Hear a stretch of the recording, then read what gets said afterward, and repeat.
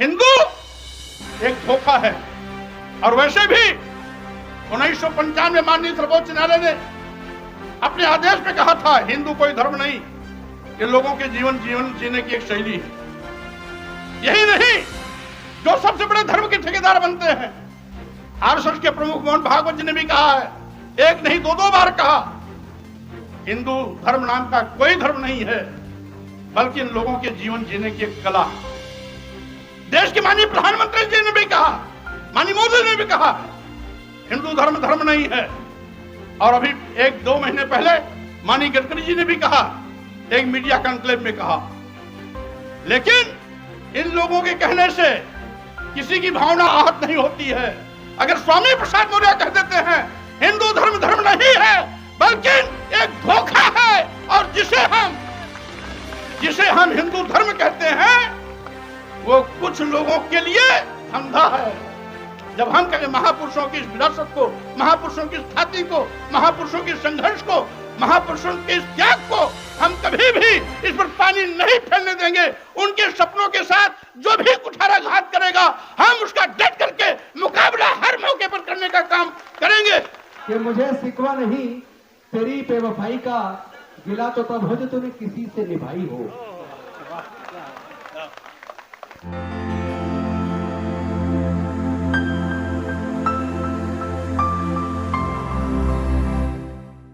आज भारतीय संविधान की शपथ लेने वाले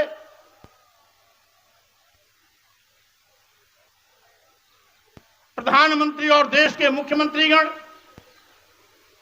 भारतीय संविधान द्वारा प्रदत्त अनुसूचित जाति, अनुसूचित जनजाति और पिछड़े वर्गों के आरक्षण को लगातार खत्म करने में लगे हुए हैं। आज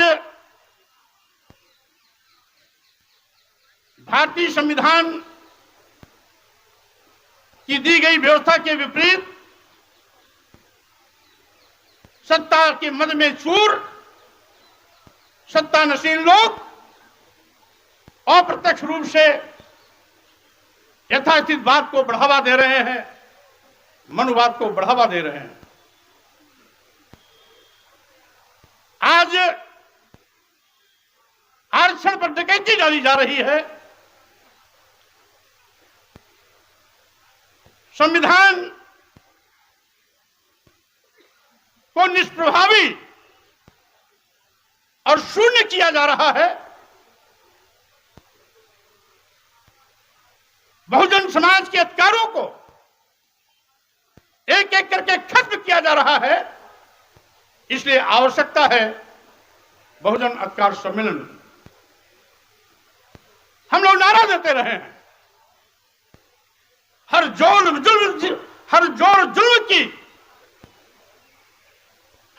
जुल्म के टक्कर में संघर्ष हमारा नारा है। तो स्वाभाविक रूप से आज जब हमारे हकों पर डकैती डाली जा रही है, अधिकारों पर डकैती डाली जा रही है, संविधान को कमजोर किया जा रहा है, आरक्षण को शून्य निष्प्रभावी किया जा रहा है, तो स्वाभाविक रूप से आज संघर्ष के रास्ते पर फिर से हमें चलने की आवश्यकता है। सड़क के माध्यम से अपनी आवाज को फिर से बुलंद करने की आवश्यकता है। इसलिए आज यह कार्यक्रम आयोजित किया गया है कि जिससे कि बहुजन अपने अधिकारों के प्रति सचेत रहे, सावधान रहे। साथियों, आप जानते हैं आज लोकतंत्र को भी कमजोर किया जा रहा है। अभी हमारे सुप्रीम कोर्ट के वरिष्ठ अधिवक्ता महोदय ने बताया कि किस तरीके से तानाशाही, हिटलरशाही के रास्ते पर चलते हुए लगभग 150 सांसदों को सरकार की सारे पर सदन के बाहर किया गया। क्या लोकतंत्र को दबाने की साजिश नहीं है? क्या जबरियन सरकार अपनी बात को थोपने का दुस्साहस नहीं कर रही है क्या? और साथ ही साथ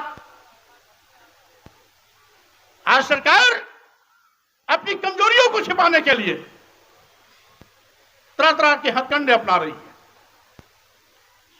आज जितने भी विज्ञापन निकलते हैं, उत्तर प्रदेश में हो, दिल्ली में हो, भारत सरकार में हो, डबल इंजन की सरकारों के देखरेख में चलने वाली प्रदेशों में हो, हर जगह पर आज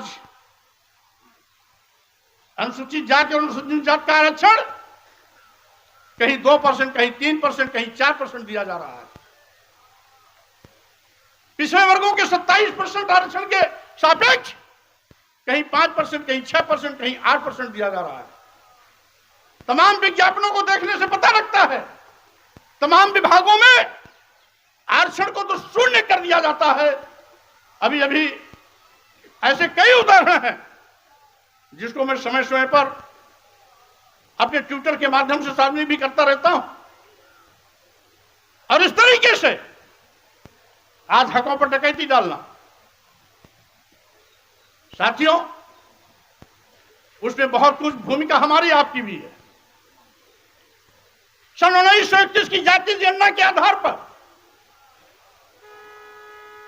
मात्र 3.5% ब्राह्मण है, 3% क्षत्रिय है, 1.5% वैश्य है।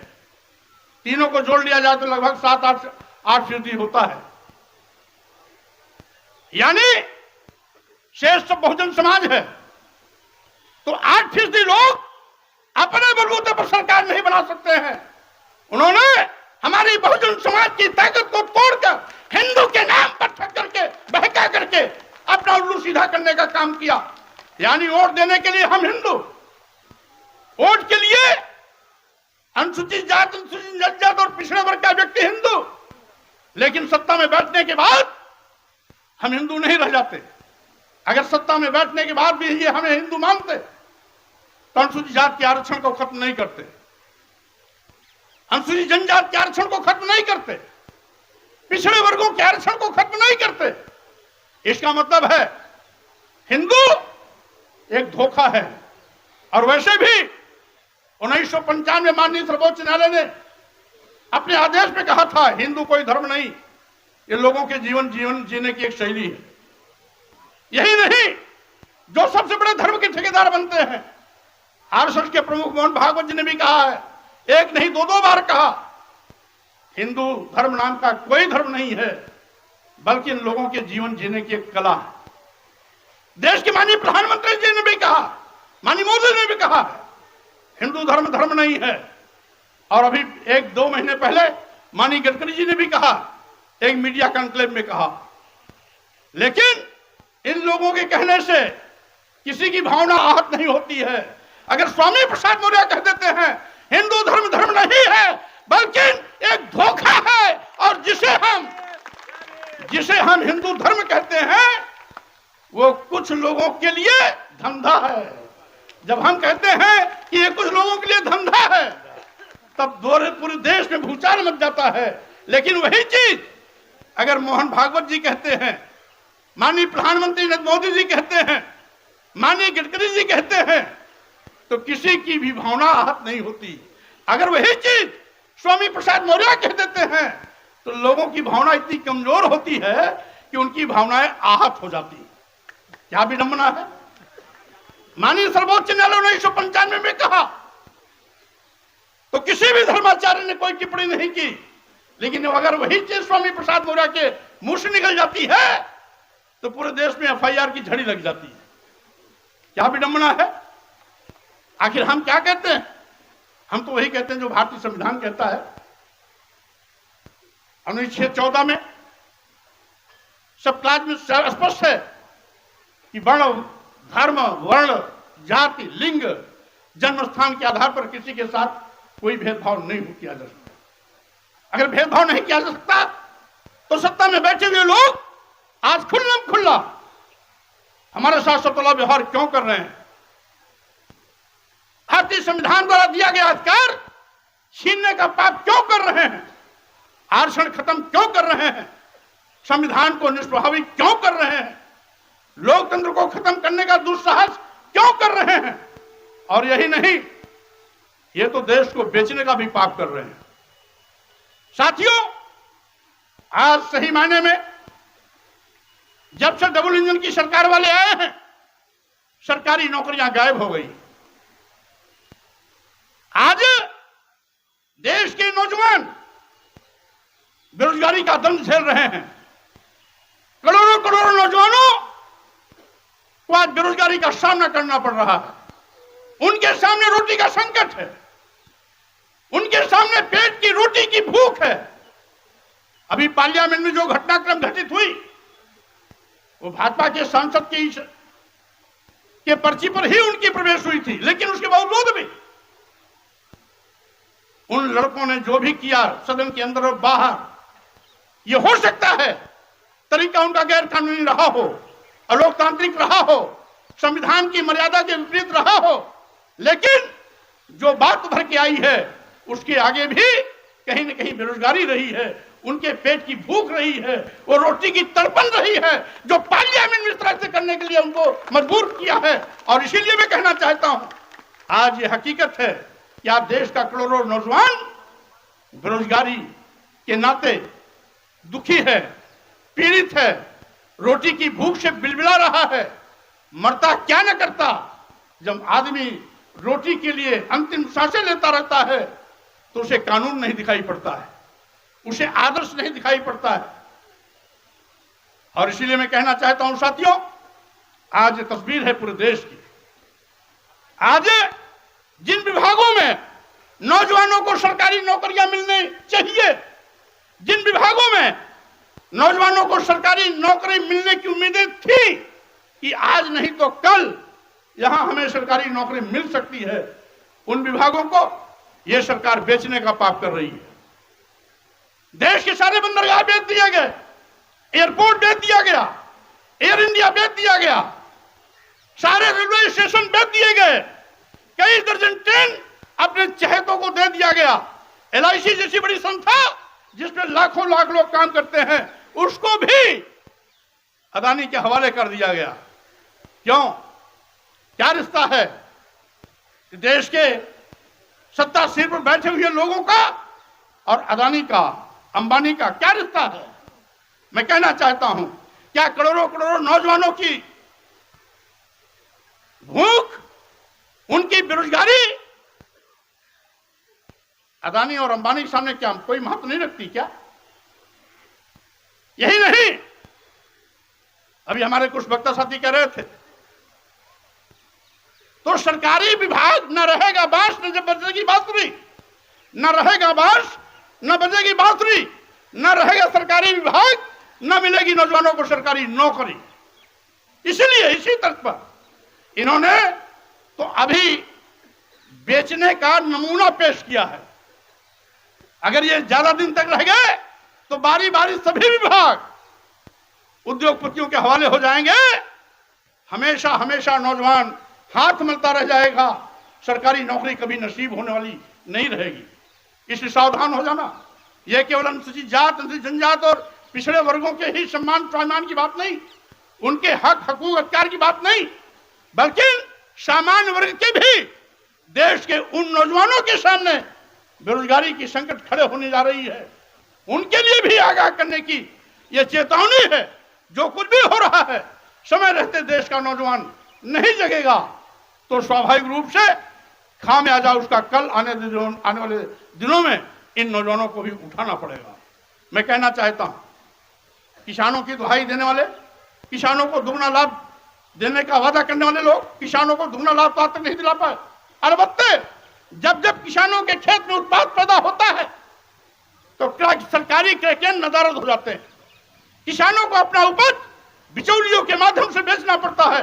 औने पौने दामों में उनको अपनी घर गृहस्थी, घर परिवार की रोजी रोटी, बेटे बेटी की पढ़ाई, डॉक्टरी के लिए उनको पैसे की आवश्यकता होती है, तो मजबूरी में उनका अपना उत्पाद बेचना पड़ता है। आज उत्तर प्रदेश व देश बड़े पैमाने पर अराजकता का माहौल है। किसान अपने हक के लिए लड़ता है। हजारों लोगों को जान देनी पड़ी, तब जाकर के किसान विरोधी जो किसान बिल आ रहा था, सरकार उसको वापस ली। संघर्ष में ताकत है। अगर किसान बिल वापस हो सकता है तो जो भी सरकार गलत काम कर रहे हैं, अगर आप सड़क पर निकलेंगे तो इनको वापस कदम हटाना पड़ेगा, इनको गलत निर्णय वापस लेना पड़ेगा। यह किसानों ने साबित कर दिया कि जो लोकतंत्र में सबसे बड़ी ताकत है हमारा संघ, हमारा संगठन, हमारी भीड़, ये लोग की भीड़, लोकतंत्र की जो भीड़ है, इसमें बड़ी ताकत है, इसमें बड़ी ताकत है। भारतीय संविधान के माध्यम से जो लोकतंत्र को बाबा साहब डॉक्टर अंबेडकर ने हमारी व्यवस्था के रूप में हमें दिया है, वो हमारी ताकत है। उस ताकत का इस्तेमाल समय समय पर हमें करने के लिए तैयार रहना चाहिए। स्वाभाविक रूप से जुल्म जाति अत्याचार वही होता है जहां जुल्म जाति अत्याचार करने वाले लोग होते हैं। जुल्म जाति अत्याचार का प्रतिकार जब किया जाता है तो जुल्म जाति अत्याचार करने वाले लोग कदम पीछे हटाते हैं। इसलिए अगर आप चुप रहेंगे, अगर जुल्म जाति अत्याचार सहते रहेंगे, जाति सहते रहेंगे, जो कुछ भी हो रहा है इसको चुप्पी मार करके देखते रहेंगे, तो जुल्म जाति अत्याचार करने वाले का हौसला बढ़ता रहेगा और साथ ही साथ यह सिलसिला ज्यादा तेजी के साथ आपके साथ और बढ़ता रहेगा। इसलिए साथियों, मैं कहना चाहता हूं, आज वक्त आ गया है, बाबा साहब डॉक्टर अंबेडकर ने जो हमें भारतीय संविधान दिया है उसी का नतीजा है कि आज हमारे घरों में भी पढ़े लिखे लोगों की एक लंबी कतार है, डॉक्टर इंजीनियर की भी एक लंबी कतार है, आईएएस आईपीएस की भी एक लंबी कतार है, जजेस और तमाम अधिकारियों की एक लंबी कतार है, वैज्ञानिकों की भी एक लंबी कतार है, हाई कोर्ट के एडवोकेट और सुप्रीम कोर्ट के एडवोकेट की एक लंबी कतार है। अगर बाबा साहब डॉक्टर अंबेडकर का भारतीय संविधान नहीं होता तो हमको तो पढ़ने लिखने का अधिकार भी नहीं था। सैकड़ों सालों से हमें पढ़ने लिखने से रोका गया था। नारी शूद्रो नधीयताम, इस देश की स्त्रियों को, इस देश के शुद्ध समाज को, जिसे अनुसूचित जात, जनजात और पिछड़ा वर्ग कहा जाता है, इसको तो पढ़ने लिखने का अधिकार ही नहीं था। ये हमारे सामाजिक परिवर्तन के महापुरुषों ने, ज्योतिबा फुले ने, छत्रपति शाहू जी महाराज, पेरियार रामास्वामी नायकर, बाबा साहब डॉक्टर अंबेडकर, नारायण नागरू, संत गाडगे और उसी कड़ी को आगे बढ़ाते हुए मानवर कांशीराम जी और उत्तर भारत में महामना रामस्वरूप वर्मा जी, पेरियार ललई सिंह यादव जी, महाराज सिंह भारती जी, बिहार के लेनिन कहे जाने वाले शहीद जगदेव कुशवाहा जी ने एक लंबा संघर्ष करके हमें इन अधिकारों को दिलाया। और जब बाबा साहब डॉक्टर अंबेडकर को संविधान बनाने का मौका मिला तो इन सारे अधिकारों को मौलिक अधिकार के रूप में तब्दील करते हुए हमें परमानेंट हमारे सम्मान स्वाभिमान का न केवल परचम लहराना बल्कि अधिकार दे करके हमें धन धरती शिक्षा सम्मान से जोड़ने का भी काम किया। और जिसका नतीजा है आज बहुजन समाज आज बड़े पैमाने पर अपने सम्मान और स्वाभिमान के लिए आगे बढ़ने में सक्षम हुआ है। और इसी बहुजन समाज में बड़े पैमाने पर doctor, engineer, professor, advocate, IAS IPS, जजेस आज तमाम बड़ी संख्या में पैदा हुए हैं। तो ये कमाल बाबा साहब डॉक्टर अंबेडकर के भारतीय संविधान का है। इसलिए हम अपने महापुरुषों की इस विरासत को, महापुरुषों की इस ख्याति को, महापुरुषों के संघर्ष को, महापुरुषों के इस त्याग को हम कभी भी इस पर पानी नहीं फैलने देंगे। उनके सपनों के साथ जो भी कुठाराघात करेगा हम उसका डट करके मुकाबला हर मौके पर करने का काम करेंगे। हम ऐसे मौके पर धन्यवाद देना चाहते हैं भाई राजेंद्र पाल गौतम जी को, जिन्होंने मिशन जय भीम के माध्यम से लगातार इस अभियान को आगे बढ़ाने का काम कर रहे हैं। इसलिए साथियों, मैं आपसे यही कहूंगा कि आज ये समय की मांग है, आज ये समय की मांग है कि हम सब लोगों को अपने सम्मान, स्वाभिमान, हक, हकूक, अधिकार, आरक्षण, संविधान, लोकतंत्र और देश को बचाने के लिए मजबूती के साथ आगे आना पड़ेगा। मैं ये भी कहना चाहूंगा कि साथियों, आज बड़े पैमाने पर लोकतंत्र भी खतरे में है, क्योंकि हमने उत्तर प्रदेश का भी 2022 का विधानसभा चुनाव देखा, जिसमें 403 विधानसभाओं में से बैलेट पेपर वोटिंग में 309 सीटों पर समाजवादी पार्टी आगे थी, मात्र 94 सीटों पर भाजपा नंबर 1 आई थी। लेकिन जब ईवीएम मशीन की गिनती हुई तो आंकड़ा बदल गया। अभी अभी राजस्थान, मध्य प्रदेश, छत्तीसगढ़ में बैलेट पेपर वोटिंग की गिनती में 2/3 सीटों पर कांग्रेस नंबर 1 थी। लेकिन जब ईवीएम मशीन की गिनती की शुरुआत होती है तो आंकड़ा ठीक उल्टा हो गया। आखिर क्या कारण है? मतदाताओं का रुझान तो बैलेट पेपर वोटिंग से भी हो जाता है। बैलेट पेपर वोटिंग में राजस्थान, छत्तीसगढ़, मध्य प्रदेश में कांग्रेस नंबर 1, तो ईवीएम मशीन में भाजपा नंबर 1 कैसे? उत्तर प्रदेश के विधानसभा चुनाव में 403 में से 309 सीटों पर Samajwadi party ballot paper voting में नंबर 1, तो ईवीएम की गिनती में भाजपा भारी कैसे हो जाती है? तो कहीं न कहीं दाल में काला है, कहीं न कहीं दाल में काला है। इसलिए पूरी दाल काली हो गई। हमारे कुछ साथी कह रहे हैं, सही बात कह रहे हैं कि आज ईवीएम लोकतंत्र के लिए अभिशाप बन गई। यह जीत जो छत्तीसगढ़, मध्य प्रदेश, राजस्थान में हुई है, यह मोदी जी की जीत नहीं है, ये भाजपा की जीत नहीं है, ये मोदी जी के कल्याणकारी योजना की जीत नहीं है। ये जीत ईवीएम के तिकड़म की है।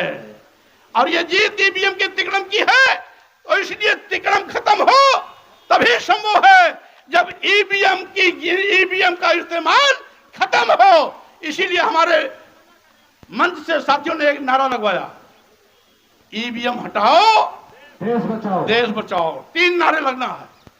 हमारे साथ नारा लगाइए और हर नौजवान के मुंह से आवाज निकलनी चाहिए। तो 3 नारा होगा, ईवीएम हटाओ, देश बचाओ, ईवीएम हटाओ, संविधान बचाओ, ईवीएम हटाओ, लोकतंत्र बचाओ।